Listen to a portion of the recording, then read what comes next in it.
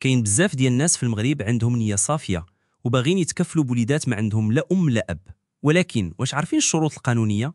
شنو خاص يكون في الشخص باش يقدر يتكفل؟ القانون كيعطي الحق في التكفل للزوجين المسلمين ولا حتى المرأة المسلمة بوحدها وحتى الجمعيات المعترف بها اللي كتخدم مع الأطفال.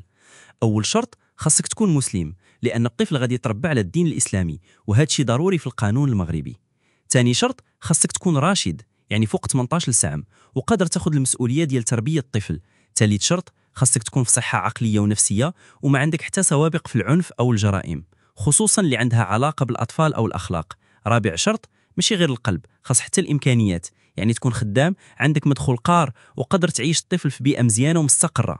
خامس حاجة، الطفل خاصو يعيش في دار فيها الحنان، النظافة والرعاية الصحية والتعليمية.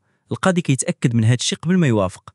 إلا كنتي باغي تكفل خاصك دير طلب كتابي عن قاضي شؤون القاصرين وتجمع الوثائق اللي كيدير فيها الملف ديالك، بحال شهادة السكنة، شهادة الدخل، السجل العدلي، شهادة طبية وغيرهم. وخا التكفل ماشي تبني وما فيش النسب، راه فيه أجر كبير ومسؤولية عظيمة، ماشي أي واحد يقدر يديرها، ولكن اللي عنده الشروط يقدر يكون سبب في السعادة ديال واحد الملاك صغير.